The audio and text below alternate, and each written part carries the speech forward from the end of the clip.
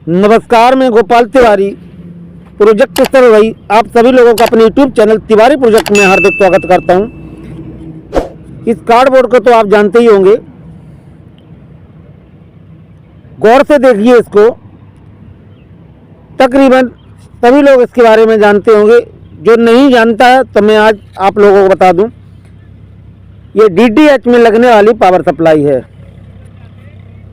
देखें गौर से आप, DTH में लगने वाली ये पावर सप्लाई है।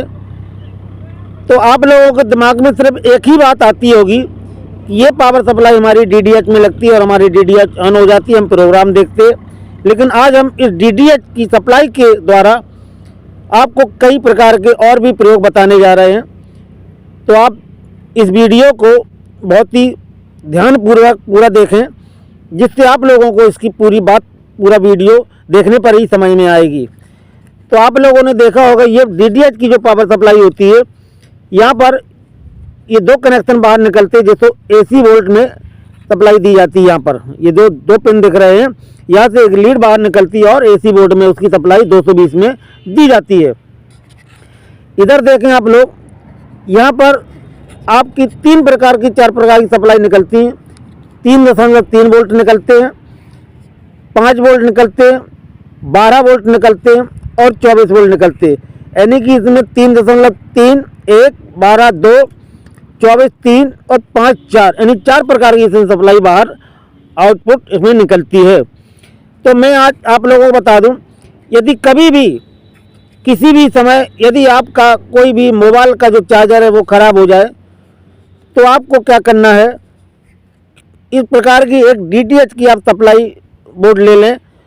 किसी आप प्लास्टिक के डब्बे में इसको फिट कर लें। यहाँ से आप 2 तार बाहर मेन लीड के निकाल के एक प्लग लगा लें। अब इस साइड में आउटपुट जो इसकी है, तो कभी भी आपका कोई भी मोबाइल का चार्जर ख़राब हो जाए तो आपको क्या करना है, जहाँ पर इसमें ग्राउंड यानी G लिखा होता है, ग्राउंड होता है 5 वोल्ट तो 5 वोल्ट, तो ग्राउंड से एक वायर और एक वायर 5 वोल्ट से जोड़ दें, तो आपका ये चार्जर के रूप में काम करने लगेगी। इसके जो वाटेज होते हैं बहुत ही अच्छे होते हैं, समथिंग ये पॉइंट से आगे भी, यानी कि 4.7 के समथिंग ये एम्पियर का करंट ये आउटपुट निकालती है। तो पहला तो यूज आपका ये हो गया कि किसी भी समय आपका मोबाइल का चार्जर ख़राब हो जाए तो ग्राउंड यानी G और 5 वोल्ट से आप एक बार 2 बार डाटा लीड बाहर निकाल लें, तो आपका मोबाइल चार्जर के लिए ये वर्क करेगी। दूसरा, कभी भी आपका अगर कोई भी वीडिंग होती, स्ट्रिप लाइट होती है जो घरों में मंदिरों में सजावट के लिए लगाई जाती है, उसमें एक एडेप्टर लगा जाता है, या रिमोट वाली जो स्ट्रिप लाइट होती है उसमें एक एडेप्टर लगा जाता है 12 वोल्ट का। यदि आपका एडेप्टर ख़राब हो जाए तो यहाँ पर ग्राउंड से एक बार निकालें, एक बार 12 वोल्ट से निकालें और आपका वह एडेप्टर इसमें बन जाएगा। तो यानी एक एडेप्टर के थोड़ा वीडिंग चलाने के लिए काम आएगी। दूसरा, आपके यहाँ ये मोबाइल चार्जिंग के लिए डाटा लीड लगा के ये काम आएगी।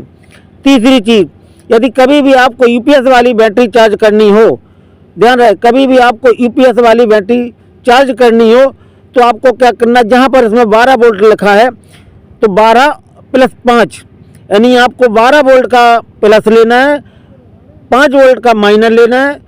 इसके बाद में आपको 12 वोल्ट से एक निकालना, दूसरा आपको नेगेटिव यानी ग्राउंड से निकालना है।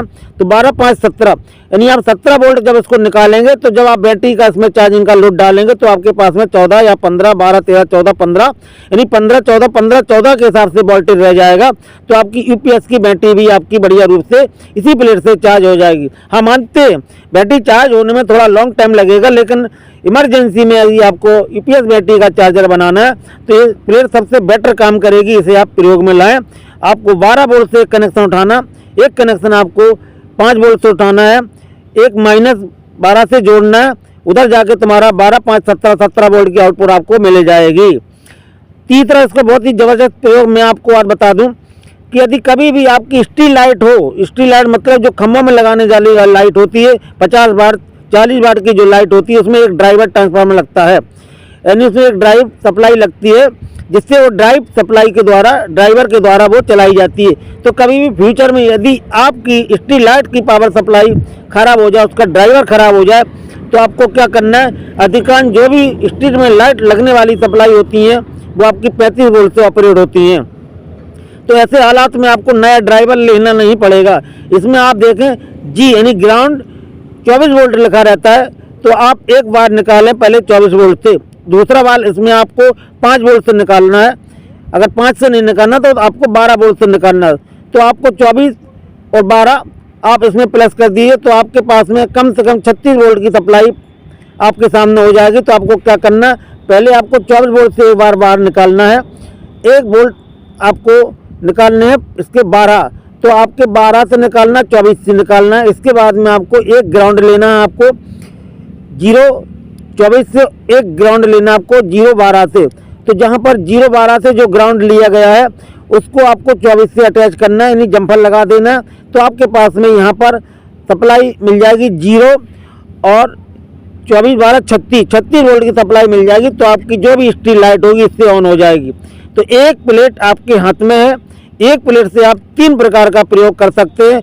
बैटर काम करेगी, आपको मौका पड़े तो मोबाइल चार्जर नया नहीं लेना पड़ेगा, मौका पड़े तो यूपीएस की बैटरी के लिए चार्जिंग नहीं करनी पड़ेगी, आपको इसी से चार्ज हो जाएगी और स्ट्रीट लाइट में ये आपकी काम आ जाएगी। तो कभी भी आप लोग हर चीज़ जानते हुए भी आप लोग नहीं समझ पाते, सिर्फ ये समझते हैं ये डीडीएच की पावर सप्लाई सिर्फ डीडीएच में ही वर्क करेगी। कुछ इंस्ट्रूमेंट ऐसे होते हैं जिनके बारे में आप अगर आप गहराई से सोचें, उनका अध्ययन करें, तो आपको एक प्लेट से कई ऐसे ऑप्शन मिल जाएंगे कि तमाम प्रकार की सर्किट में वो प्लेट अटैच हो जाएगी।